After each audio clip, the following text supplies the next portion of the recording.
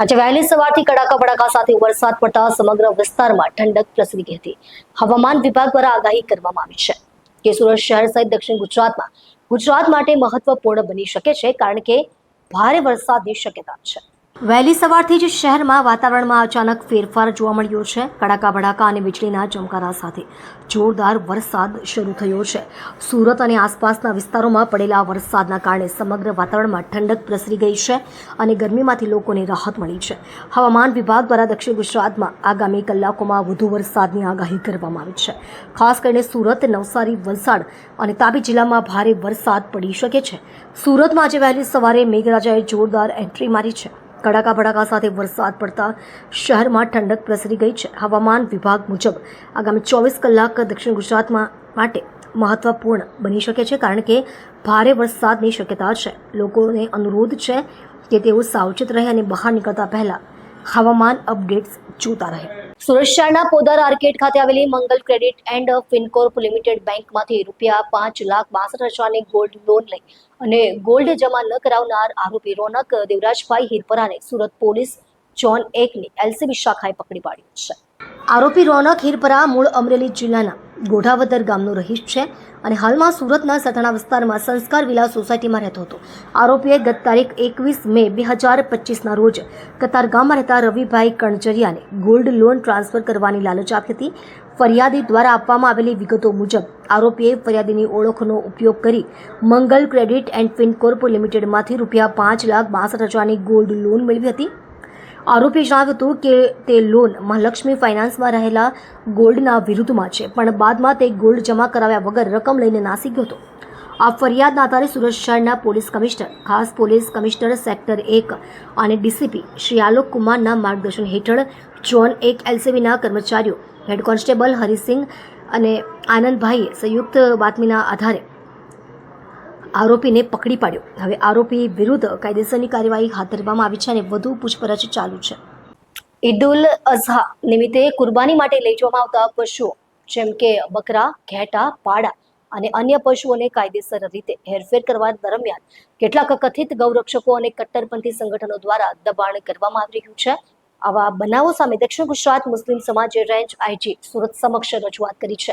સમાજના પ્રતિનિધિ મંડળે રેન્જ આઈજી ઓફિસ ખાતે આ બાબતે લેખિત આવેદનપત્ર આપ્યું હતું અને ગુનાઓ પર તાત્કાલિક અને કડક પગલાં લેવા માંગણી કરી છે। ઈદ ઉલ અઝહા નિમિત્તે કુરબાની માટે પશુઓની હેરફેરના મુદ્દે સમસ્યા ઊભી થઈ છે। કાયદેસર રીતે પશુ લઈ જનાર મુસ્લિમ સમાજના લોકોને કેટલાક કથિત સંગઠનો દ્વારા ત્રાસ આપવામાં આવી રહ્યો છે। બકરા, ઘેટા, પાડા સહિત કુરબાનીના પશુઓને લઈ જતા વાહનોને રસ્તામાં રોકીને કથિત ગૌરક્ષકો દ્વારા પ્રશ્નો પૂછવા, લોકોએ ધમકી આપવી અને અમુક કિસ્સાઓમાં ફિઝિકલ એટેક તેમજ ધમકી આપી પૈસા પડાવવાના બનાવો નોંધાયા છે। આ ઘટનાઓમાં સામેલ કેટલાક તત્વો ધાર્મિક તણાવ ઊભો કરવા પ્રયાસ કરી રહ્યા હોવાનું મુસ્લિમ સમાજનો આક્ષેપ છે। દક્ષિણ ગુજરાતના મુસ્લિમ સમાજના પ્રતિનિધિ મંડળે સુરત સ્થિત રેન્જ આઈજીને આવેદનપત્ર આપી આ ગંભીર બનાવો સામે કડક પગલાં ભરવાની માંગ કરી છે। અમે કોઈ પણ વિવાદ કે તણાવ નહીં કરીએ, પણ અમારા ધાર્મિક અધિકારો અને કાયદેસર વ્યવહારમાં જે તકલીફ ઊભી થઈ રહી છે તેના માટે તાત્કાલિક કાર્યવાહી જરૂરી છે। આજ રોજ દક્ષિણ ગુજરાત મુસ્લિમ સમાજ વતી અમે અહીંયા મુખ્યત્વે રજૂઆત કરવા આવ્યા છે રેન્જ આઈજી શ્રીના જે ચાર્જમાં છે સુરત શહેરના joint police commissioner Shri Babang Jamir સાહેબને।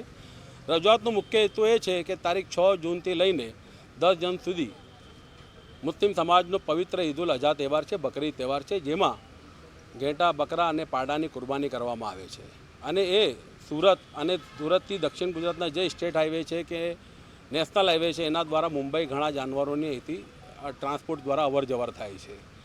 હવે આ કામ જ્યારે થાય છે, જ્યારે સુરતની બહારના મહારાષ્ટ્ર હોય, ઉત્તર ગુજરાત હોય કે રાજસ્થાન જિલ્લાઓમાંથી ઘણા જાનવરો અહીંયા આવી રહી છે, પ્રાણીઓ, પશુની અવર જવર થતી હોય, તો એને અટકાવવાનું કામ હાલમાં કથિત ગૌરક્ષકો અને ભગીની સંસ્થાના કાર્યકર્તાઓ કરી રહ્યા છે। એ રીતસર કાયદો વ્યવસ્થા હાથમાં લઈને જાણે એ જ પોલીસ છે, એ જ કાયદો છે, એ જ ન્યાયાધીશ છે, એવી રીતે જે ગાડીઓ વાહનોને અટકાવી રહ્યા છે, જો હુકમી કરી રહ્યા છે, એમની સાથે અમાનવીય અત્યાચાર કરી રહ્યા છે અને ઘણા કિસ્સામાં તો એ લોકો ડ્રાઈવર અને કંડક્ટરો પાસેથી પૈસાની ઉઘરાણી પણ કરી રહ્યા છે। એવા બનાવ પણ સામે આવ્યા છે। જાણે પોલીસ તંત્ર એમને પરવાનો આપી દીધો હોય, સરકાર એને પરવાનો આપી દીધો, એ રીતે કાર્યવાહી કરી રહ્યા છે। એમની કાર્યવાહીથી તો ખરેખર પોલીસ તંત્રને પણ શરમ આવી જોઈએ અને એમને પણ નાલિશી થવી જોઈએ કે જે કામ પોલીસે કરવું જોઈએ એ કામ આ કથિત ગૌરક્ષકો કરી રહ્યા છે કાયદો હાથમાં લઈને। અમારી એટલી જ માંગણી છે કે જે અમારા કુરબાનીના જાનવરો આવતા હોય, પોલીસ જો એને ડિટેન કરે, પોલીસને જેમ લાગે કે આમાં ખોટું છે, ગેરકાયદેસર છે, તો પોલીસ કાર્યવાહી કરે, એમાં અમને ક્યારેય કોઈ વાંધો નથી. પણ કથિત ગૌરક્ષકો જે કાયદો હાથમાં લઈને જે પ્રમાણે અત્યાચાર ગુજારી રહ્યા છે એની સામે અમને વાંધો છે, અને જે પ્રમાણે લોકો કાયદો વ્યવસ્થા હાથમાં લઈને કાર્યવાહી કરી રહ્યા છે એની સામે અમને વાંધો છે. એ વાંધા સાથે અમે પણ લોકોની ધાર્મિક લાગણી સમજીએ છીએ. જો ગાય કે ગૌવંશ કોઈ લાવતો હોય તો પોલીસે એમાં ખરેખર કડક અને કાયદાકીય કાર્યવાહી કરવી જોઈએ, દાખલારૂપ કાર્યવાહી કરવી જોઈએ, એ પણ અમે ઈચ્છીએ છીએ. પરંતુ એનો મતલબ એ નથી કે ગૌરક્ષકો જ બધું કાયદો હાથમાં લઈને જોખમી કરે અને અમાનવી અત્યાચાર કરે. અમારી એટલી જ વિનંતી છે પોલીસ તંત્રને કે આવા કથિત ગૌરક્ષકો સામે કડકમાં કડક કાર્યવાહી કરે કે જેઓ કાયદો હાથમાં લઈ રહ્યા છે એમની સામે પણ કાનૂની રહે કાર્યવાહી કરવી જોઈએ. એ માંગણી સાથે આજે દક્ષિણ ગુજરાત મુસ્લિમ સમાજના સૌ આગેવાનો અહીંયા રજૂઆત કરવા આવ્યા છે. સુરત જિલ્લામાં છેલ્લા 4 થી 5 દિવસથી સતત પડતા મોસમથી બેહદ ભારે પવન અને અવિરત વરસાદને કારણે ખેડૂતોના ઊભા પાકોને ભારે નુકસાન થયું છે. ડાંગર, તલ, શાકભાજી તેમજ કેરી, ચીકુ, કેળા અને જાંબુ જેવા બાગાયતી પાકને જથ્થાબંધ નુકસાન પહોંચ્યું છે. અનેક હેક્ટરમાં તૈયાર પાક પલળી જતા ખેડૂતો પર આર્થિક સંકટ સર્જાયું છે.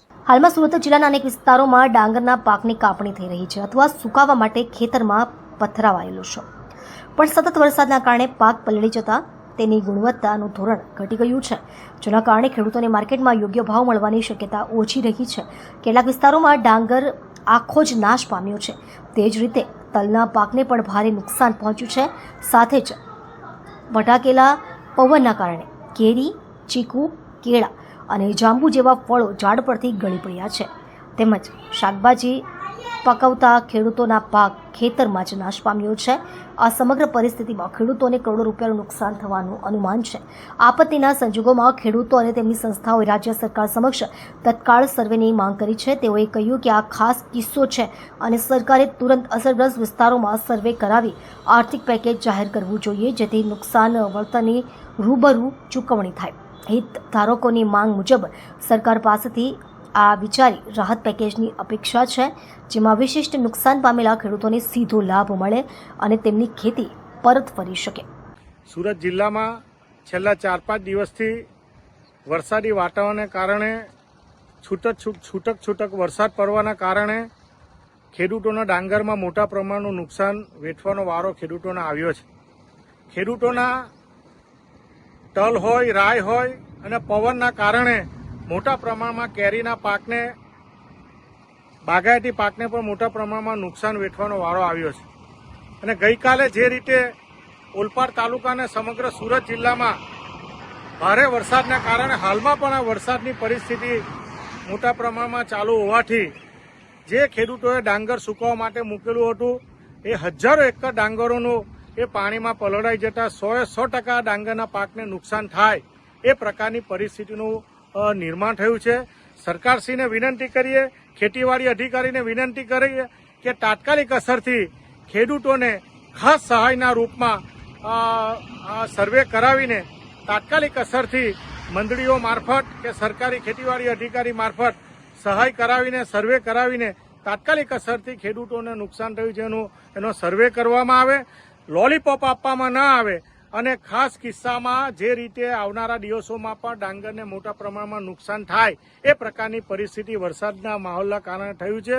અને ખેડૂતો પોતે દુઃખી છે, પોતાના પાક બચાવવા માટે મહેનત કરી રહ્યા હતા અને આજે વરસાદના કારણે ડાંગરના પાકને, કેરીના પાકને અને તલના પાકને મોટા પ્રમાણમાં લાખો રૂપિયાનું નુકસાન વેઠવાનો વારો આવ્યો છે.